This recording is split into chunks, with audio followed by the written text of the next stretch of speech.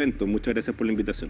Bueno, hemos abordado mucho esto, hemos escuchado harta información a diversos especialistas, pero queremos tu mirada también con lo que estamos viviendo. Mostrábamos el archivo y las cifras de temporales anteriores y esa es la primera impresión, ¿cierto? Que quizás hoy tenemos tantos datos, las redes sociales nos estimulan tanto con mucha información, estamos sobrecargados, pero quizás no dimensionamos lo que estamos viviendo. ¿Es para tanto o no? O sea, esto siempre depende desde la perspectiva que uno mire desde el punto de vista sectorial y también regional, ¿sí? Yo quisiera decir que efectivamente estamos viviendo ahora un temporal. En las últimas 36 horas han caído 40 milímetros, ¿ya? Y estos son los temporales que conocemos de invierno, que ahora les llamamos los temporales de antes, ¿no? Pero es lo que conocemos entonces eventos de fuertes lluvias y prolongadas en el tiempo. Pues yo he escuchado mucho eso, que antiguamente llovía más, llovía durante semanas y no pasaba lo que hoy ocurre. Claro, pero claro, en parte quizás hemos ido perdiendo un poco esa memoria, ¿verdad? Porque efectivamente la tendencia de la precipitación es a la baja. Y bueno, este mismo año, sin ir más lejos, ¿verdad? Habíamos tenido un marzo muy lluvioso, estuvimos comentando eso acá. Llovió 6 veces lo normal en marzo, que es bastante extraordinario ese registro, pero luego, digamos que abril, mayo, junio fueron meses completamente secos. Tanto así que llegamos a un 45% de déficit hasta el lunes pasado. O sea, realmente este año uno podría haber dicho dónde estaba el invierno, ¿verdad? Bueno, y ahora están llegando entonces estos temporales fuertes, que no son, en todo caso, en esta zona, y por eso digo que es importante verlos con una mirada regional, en este lugar no son extraordinarios. De hecho, en los últimos años hemos tenido eventos bastante más intensos que ahora. Pero si lo miramos desde una perspectiva país, efectivamente este es un temporal muy importante porque lo que estamos esperando es que esto llegue a la zona central y sabemos que eso tiene consecuencias importantes, implicancias importantes por la densidad de población que hay en Santiago y en la cuenca entonces de la región metropolitana, del río Mapocho, el río Maipo, pero luego también y sobre todo porque este evento va a llegar hasta el norte chico, a la región de Coquimbo, y en esa zona, como sí conocemos también de registros históricos, claro, no están para nada preparados a que caigan 100, 200 milímetros, ¿verdad?, en pocos días, que es lo que se prevé. Claro. Y desde ese punto de vista, efectivamente, a nivel nacional es muy preocupante. Si bien acá no es algo completamente excepcional. Sí, ¿por qué pasa que hay comunas aquí en nuestra región, por ejemplo, que están tan cerca, pero hay unas que reciben el doble o incluso el triple de cantidad de agua caída? ¿Qué características tiene el sistema frontal que permite aquello? Es interesante notar eso porque efectivamente la semana pasada vimos ese mismo fenómeno en el caso de la región de Los Ríos, en Valdivia y Corral, un emplazamiento de la ciudad que está hacia el interior, ¿verdad? Y en la zona costera hubo precipitaciones que duplicaron los montos del interior. La configuración de ese sistema la semana pasada fue un poco distinto, siempre tiene que ver con cómo llega el flujo de humedad al continente, a la costa, y cómo entonces penetra, ¿verdad?, en el territorio chileno. Y finalmente lo que sucede es que la topografía es importantísima, ¿verdad? Y justamente acá en nuestra región, por ejemplo, si pensamos en el efecto de la cordillera de Nahuelbuta, en el efecto entonces de realce topográfico, eso es muy irrelevante porque, insisto, lo que estamos considerando acá es un flujo de humedad que llega entonces a la costa. El río atmosférico. El río atmosférico, que, o sea, cuando el flujo de humedad es muy intenso, muy duradero, le llamamos río atmosférico, tiene que ver con las características entonces de la cantidad de vapor de agua que transporta, y cuando este flujo entonces llega a tierra, toca tierra, claro, es muy distinto si se encuentra o no con un obstáculo topográfico que pueda realzar la precipitación. Finalmente la lluvia se produce no solamente por el transporte de humedad, sino que por la interacción con la topografía. Mira. ¿Esto es culpa del cambio climático? ¿Qué tantos estudios hay de aquello? ¿Qué tan avanzada está esa teoría? Los ríos atmosféricos son fenómenos que consisten justamente en el transporte de humedad en un caudal en el aire y son comparables a los caudales terrestres que tienen estas características de tener miles de kilómetros de largo, cientos de kilómetros de ancho y existen desde antes que le pusiéramos ese nombre. Estamos hablando en la climatología de hace un par de décadas nomás de los ríos atmosféricos. Y han existido antes del cambio climático también, ¿ya? Lo que pasa es que el cambio climático eventualmente realza la cantidad de vapor de agua que hay en la atmósfera. Este es vapor de agua que proviene originalmente desde el trópico, ¿sí? Entonces, en la medida que un planeta esté más cálido, nuestro planeta, la Tierra, esté más cálida y particularmente los trópicos estén más cálidos, vamos a tener más vapor de agua. Eso hace que los ríos atmosféricos sean más intensos, pero también puede cambiar la frecuencia de los ríos atmosféricos producto de perturbaciones asociadas al cambio climático, y hay algunos estudios que van en esa línea también. O sea que no solamente se trata de que hay más vapor de agua en la atmósfera, sino que hay más frecuencia o más intensidad de estos ríos atmosféricos. Ahora, eso no es excluyente, ¿verdad?, de esta tendencia de secamiento que tenemos. O sea, podemos tener una tendencia de secamiento, podemos tener esta situación, ¿verdad?, de que no haya llovido en este año y sin embargo tener tormentas que son más intensas. Ahora, con este temporal tampoco se va a solucionar el problema de la sequía, ¿cierto? Claro, es interesante eso porque, como decía, el lunes teníamos un 45% de déficit, ¿sí?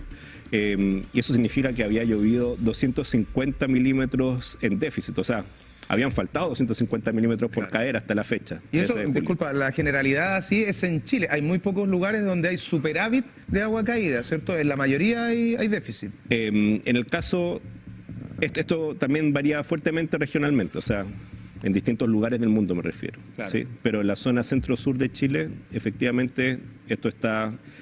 es bien consistente, que tenemos entonces un déficit de precipitación.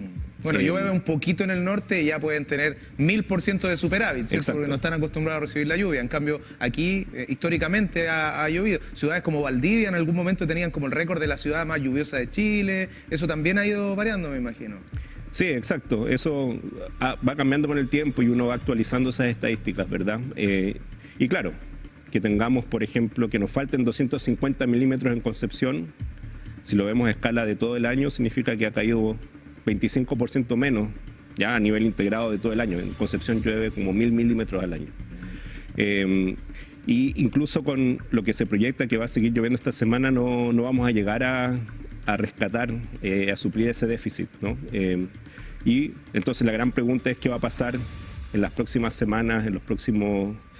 Bueno, el próximo mes del invierno, agosto, ¿verdad? Y en la entrada de la primavera, que todavía es muy relevante para la pluviometría y para el ciclo hidrológico acá en la región.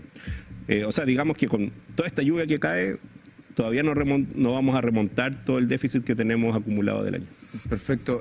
Recuerdo en algún momento, parece que contigo lo conversé, que hoy se hablaba de 2 estaciones muy marcadas, ¿cierto? Que ya esto de 4 estaciones tiene otra connotación, pero que hoy tenemos una temporada de calor extremo y otra de frío y lluvia intensa como lo que estamos viviendo. ¿Se conversa de eso también entre científicos, entre especialistas? ¿Qué tan así es? Sí, tiene mucho que ver con la percepción ciudadana y eso siempre es un insumo importante para la ciencia. Recoger, ¿verdad?, las inquietudes de la población, finalmente. Es como en los terremotos, lo que siente la población, lo que todos percibimos y lo que instrumentalmente es el dato, ¿cierto? Acá pasa más o menos lo mismo. Exacto, y algo de eso hay también que motiva entonces la ciencia, pero más que hablar así de estas 2 estaciones y de que eso sea como un foco de estudio particular, efectivamente, sí, estamos muy enfocados en entender mejor estos intervalos, ¿verdad?, secos que estábamos hablando, un otoño muy seco, un inicio del invierno muy seco. Y ahora, justamente este contraste que se produce ahora con el inicio de julio, ¿verdad?, en esta situación de un contexto también del Niño, que esto está favoreciendo también este tipo de tormenta. Sí, te quería preguntar respecto a algún mito que existe en torno también a la climatología, por ejemplo, que mientras más llueve hay menos probabilidad de tener heladas. Hemos conversado de eso aquí con parte del equipo, porque después de la lluvia uno tiende a decir viene el frío, a preocuparse también de aquello. ¿Eso es mito, realidad? ¿Qué es lo que pasa en la práctica? No, tienen un asentamiento bien directo en la física de la meteorología, ¿verdad?, de esta variabilidad día a día. Sí, hemos constatado que efectivamente cuando hay periodos de lluvia, ¿verdad?, en general las temperaturas no son tan frías y es lo que ha sucedido acá en Concepción durante los últimos días, ¿verdad? Hemos despertado con 10, incluso hasta con 12, 13 grados. Exactamente, y uno dice, bueno, una cosa por otra. Uno sale y se moja, pero al menos al levantarse no es tan terrible en las mañanas, ¿verdad? Acordémonos de las mínimas que tuvimos hace un par de semanas, muy bajas respecto a las que tenemos ahora. Ahora hemos tenido mínimas que bordean los 10 grados, relativamente agradable, ¿verdad? Y eso tiene que ver justamente con un par de factores, entre ellos los más relevantes son que cuando tenemos estas condiciones de precipitación, ¿verdad? Tenemos una gruesa capa de nubes, ¿verdad? Que impide que entre mucha energía desde el sol, pero también impide que se pierda la energía que está en las capas bajas de la atmósfera. De alguna forma es un protector, ¿no? Un escudo protector de la radiación terrestre, que no se escapa entonces hacia el exterior. Y eso es uno de los factores, justamente cuando no tenemos esa cobertura, que genera un enfriamiento radiativo muy efectivo, ¿verdad? Muy fuerte en las noches, los días que están despejados en invierno. Eso es un factor. El otro factor es que efectivamente, junto con este flujo de humedad que nos llega tan potente que denominamos ríos atmosféricos, también nos llega algo de viento del norte, y con eso algo de temperaturas un poco más elevadas es la consecuencia que vemos. Así que hay una cuestión dinámica ahí también, no solamente radiativa. El viento puede llegar a ser más peligroso que la lluvia en los temporales, ¿cierto? Coméntanos un poco también de las características de esta variable.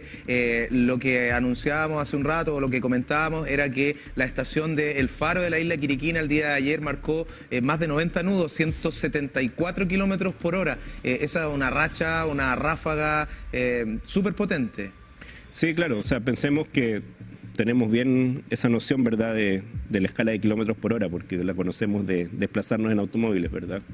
Y imaginémonos vientos entonces, que lo hemos vivido acá en la región, por supuesto, del orden de 90, 100 kilómetros por hora. O sea, es realmente un viento muy fuerte, comparable con las velocidades altas que uno alcanza en la carretera, ¿verdad?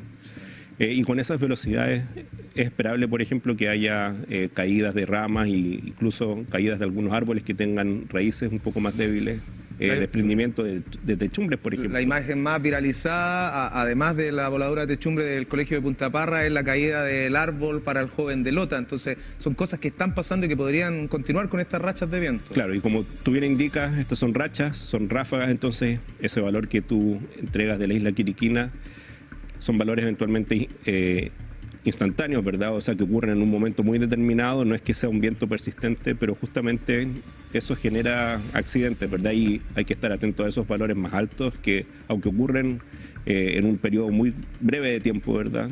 Tienen este tipo de consecuencias. Con un viento sostenido de 200 kilómetros por hora, ni siquiera nosotros estaríamos aquí, no, por supuesto. Probablemente. Veía un reportaje de la construcción del puente sobre el canal de Chacao, y como es un puente colgante, efectivamente se hacen pruebas para que resistan vientos de hasta 250 kilómetros por hora, pero son, como tú dices, rachas o ráfagas, son momentáneas, no es que sea un viento constante de horas, porque eso sí que sería, cierto, súper dañino para esa infraestructura, y en realidad para cualquier infraestructura. Sí, efectivamente. Y bueno, y justamente por eso hay que estar también atentos y precavidos acá en la región, porque para mañana en la mañana se esperan los montos más altos de precipitación, tasas horarias altas de precipitación. Estamos hablando de tasas de 4 o 5 milímetros por hora, que es lluvia fuerte, lluvia que cae, moja, no es un diluvio, pero es lluvia fuerte, y vamos a tener lluvias persistentes desde esta noche, esta tarde-noche, ¿verdad?, hasta mañana también todo el día. Y la lluvia sigue los demás días, pero ahora se concentra este foco de precipitación, y además con viento fuerte también, mañana en la mañana, con ráfagas que se espera que tengan un máximo, ¿verdad?, un pic en torno al mediodía. Así que mencionabas justamente tú, el feriado va a servir para prevenir, ¿verdad?, exposición, porque eso es uno de los factores del riesgo, ¿verdad?, exponerse a estas condiciones. Y mi recomendación ahora es que, si no es necesario, ¿verdad?, no exponerse a la intemperie, no salir mañana en la mañana, es un temporal, mejor estar aprovechando ahí el feriado. Martín, soy de las personas que cree que no todo es al azar, que las cosas pasan por algo. Nosotros llevamos días mostrando cámara de nevados de Chillán en donde no caía nieve. Hemos tenido contactos con personas de allá también, hace un rato con el teniente, estamos esperando la nieve, operadores turísticos también. Son las 14:19 y justo tú estás aquí en este instante para que nos comentes esa maravillosa imagen que tenemos, porque ha vuelto a nevar en la región de Ñuble y probablemente también en parte del cordón montañoso de nuestra cordillera de los Andes, tan majestuosa. Esta es una súper buena noticia para toda la gente que estaba esperando esto desde el punto de vista del turismo, por ejemplo. Es la temporada alta, había mucha preocupación en todos los centros de esquí, los 13 que hay acá en nuestro país. En Santiago están muchos de ellos, pero Nevado de Chillán es un destino reconocido reconocido y también premiado internacionalmente. Coméntanos algunas características de la nieve que era tan esperada. Se ha escuchado mucho de la isoterma, ¿cierto? Isoterma alta, isoterma baja, cómo también eso va influyendo en lo que vamos a empezar seguramente a ver ahora muchísimo en redes sociales. La nieve ya presente en nuestra cordillera. Claro. Sí, estamos hablando ahora de los impactos negativos que puede tener una precipitación fuerte, ¿verdad? Los vientos que vienen acompañados con esta precipitación. Pero efectivamente, y así lo han comentado también otros colegas en medios, ¿verdad? Es importante considerar que este tipo de eventos son justamente los eventos que nos proveen de agua, del agua que nosotros consumimos y también que aseguran que tengamos reservorios de nieve y por lo tanto de agua para la estación más seca, ¿verdad? Para el verano. Además, bueno, de que también yo sé que el sector turístico está muy afectado, ¿verdad? Porque no hay nieve en las montañas. Así que hay que ver la parte positiva de esto, que es que además este río atmosférico que viene ahora, que va a tener lamentablemente impactos negativos, sobre todo en el norte chico y en la zona central eventualmente. Aparte de esos impactos negativos, tenemos también esta parte positiva del ciclo hidrológico, ¿verdad? Que se recargan los acuíferos, se recarga también entonces el reservorio de nieve. Eso nos puede explicar como en simple por qué un reservorio importante, por qué es bueno que caiga nieve en esta época y cómo nos va a ayudar para los próximos meses. Claro, lo que pasa es que en la zona centro-sur de Chile tenemos una muy marcada estacionalidad de la precipitación, ¿verdad? Hago este gesto porque estoy imaginándome un gráfico donde la precipitación se concentra en los meses de invierno, es lo que conocemos del clima mediterráneo, ¿verdad?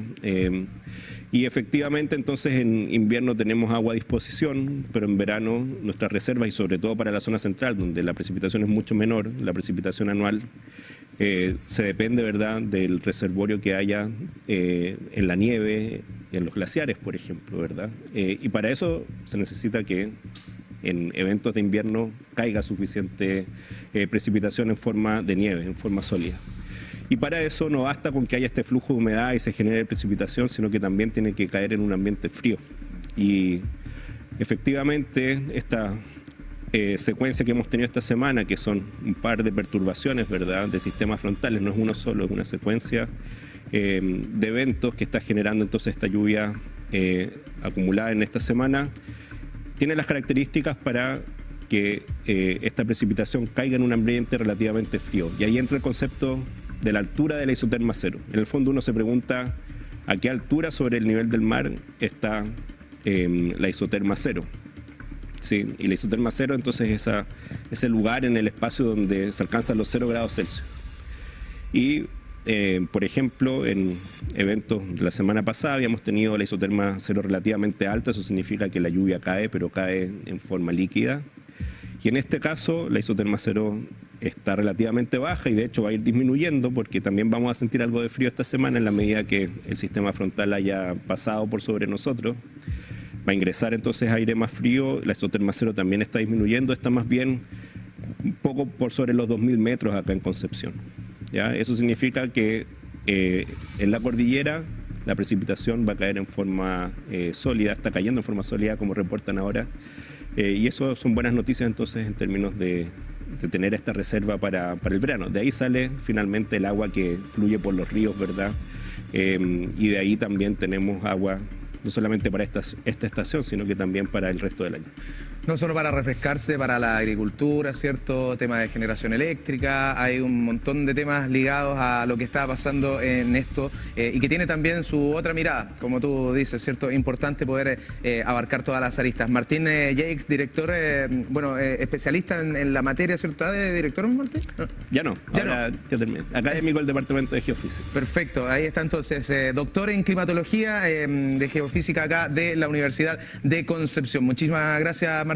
Gracias a ustedes y bueno, seguimos monitoreando, atención con esto y bueno, solidaridad siempre para quienes tienen impactos que lamentar. Va a pasar. Claro que sí, gracias también por la disposición, seguimos en contacto cualquier cosa, que te vaya muy bien. Muchas gracias. Seguimos abordando